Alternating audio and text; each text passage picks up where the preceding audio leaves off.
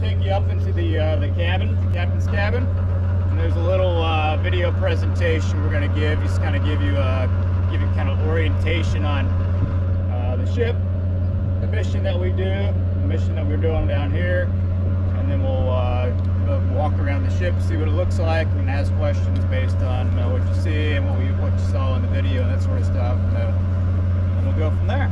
Yeah.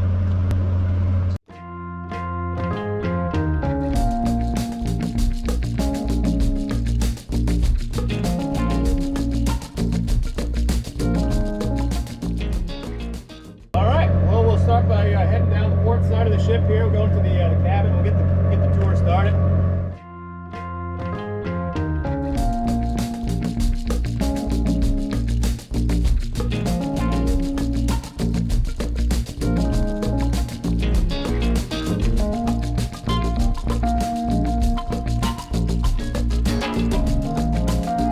Welcome aboard the Cutter Active here. So we'll just kind of run through some slides here, and this is kind of a little introduction to the ship, and then we'll get into the mission here. So 210-foot ship, as you can see up here.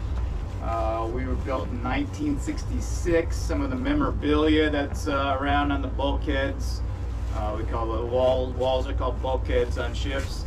So that's the original commissioning plaque, if you will. So that's actually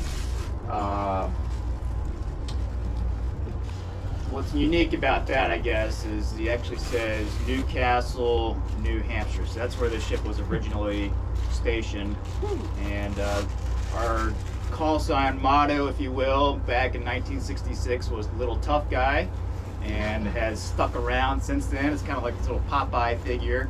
So just to get you in perspective on what things looked like in 1966. She was refitted in 1987, which is what those plaques are back there. When I was born. The ship was gutted and was rebuilt to be what she is today. Our mission is law enforcement. It's pretty much all we do. We always do search and rescue. That's always priority, no matter what's going on. We revert back to search and rescue, but law enforcement is our bread and butter. It's what we do. So we're doing down here, law enforcement, counter-drug mission, and we've been doing it since 1790.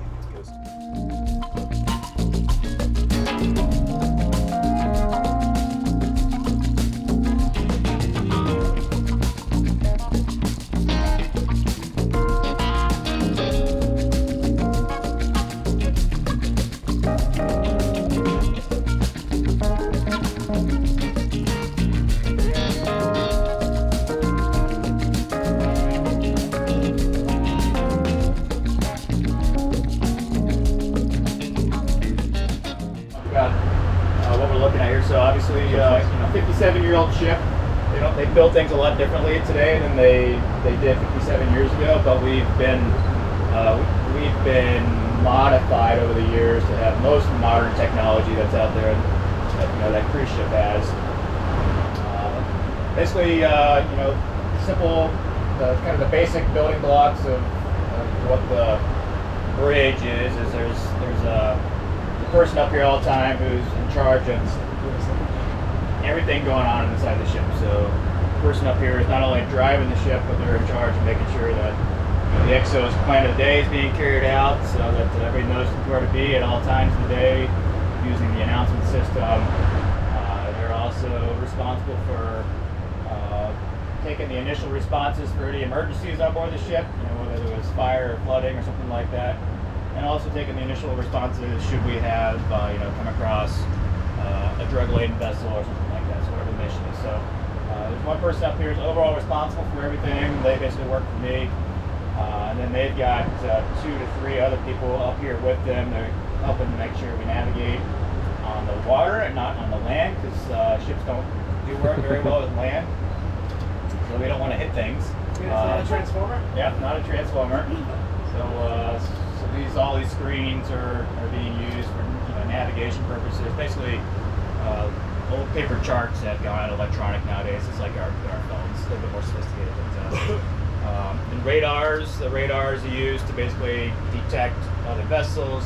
Similar to land, you don't want to run into other vessels out there, so this equipment's used to basically navigate the ship to prevent running into other people, running into land, and then communicating with people outside the skin of the ship. There's another compartment down below us that's classified space we can't go in, but that's all of our communications with other military equipment, other people happens, and all that stuff happens down there. What's your total crew count tonight? We have 74 people on board right now. We can accommodate a few more. Max speed. So, on paper, 18 knots. I think we've got it up to about 18 knots with flat calm seas and, wind on our back. We tend to cruise around between 9 and 13 knots for fuel efficiency. The rate of fuel consumption is pretty exponential. Once you get past 12 knots, it's like sucks it down pretty good. Very cool. Yeah. We can take a tour around the outside of the pilot house here.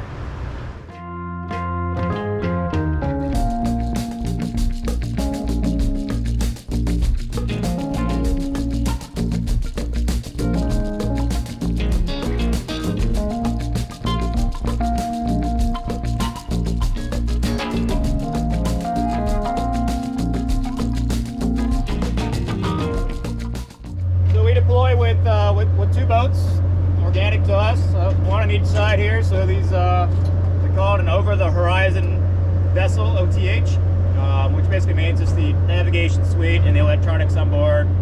We can send them 30, 40 miles away and be able to track them and communicate with them. And counter-narcotics mission, these vessels put in the water with the boarding teams, just like you saw in the video there. And they'll do their tactics to stop any vessel.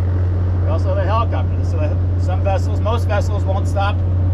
Most of them will just keep going.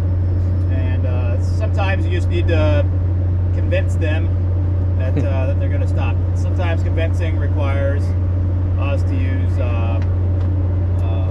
use of force. So use of force meaning that we're going to stop their engines from functioning anymore.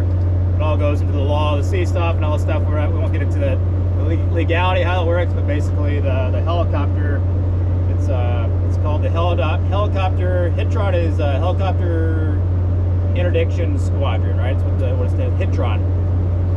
So they've been around since, I want to say the 90s. Does that sound about right? So maybe early 2000s, XO? Yes, sir. So basically this helicopter and the crew are specifically trained in the mission to fly a pretty aggressive posture, and if the vessel is not going to stop, they will give them lots of warnings, to include warning shots. And then there's a sniper rifle, 50 cal sniper rifle, and a couple 50 cal bullets into the blocks of the outboard engine. They stop, and then we're there. So the helicopter's in the air, two small boats are in the water, and those three work together with us, kind of command and control here to stop by any means necessary the vessel, and we conduct the boarding.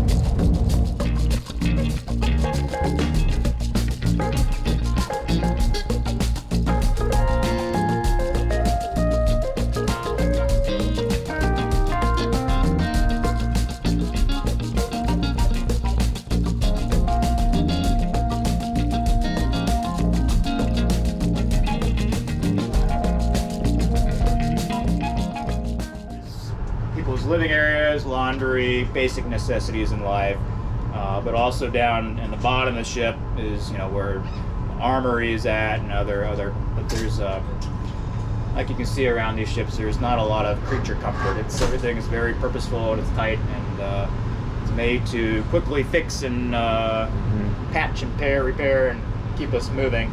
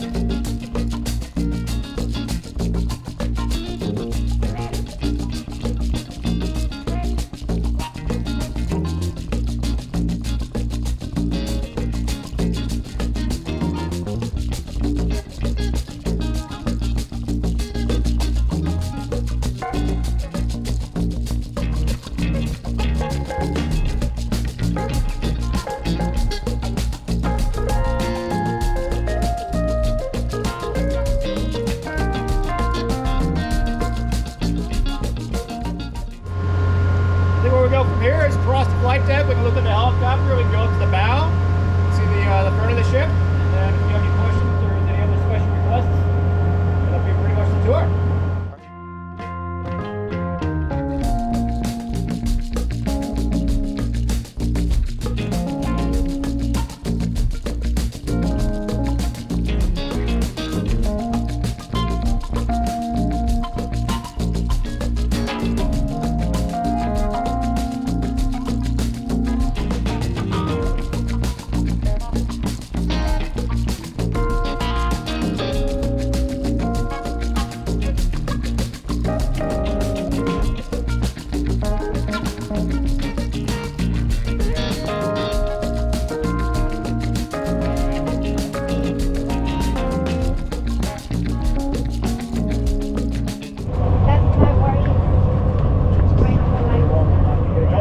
Jack.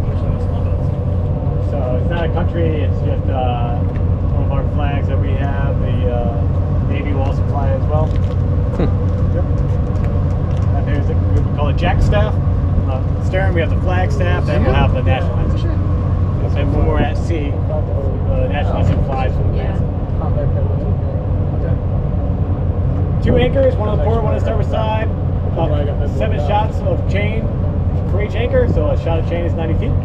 So for each side, now this other ground tackle up here and gear is everything that we use to either work with the anchors, or they also can use it for like our mooring line. So if it was particularly windy mooring, we're trying to get the ship to the pier and the wind was blowing us off, we could take one of our big mooring lines you see going from the ship to the pier, wrap it around the top of these capstans here, and use that as kind of to muscle our way in or out. 25mm crew served weapon here, so personnel actually up there man the weapon themselves. It's not automated. 2 white lockers, big square boxes here are just ammunition and pyrotechnics. We use it for various activities depending on what mission we're doing. Serve it there. And kind of the front of the superstructure here is the front of the cap's cabin that we were in when we first came on board and working our way up to the bridge.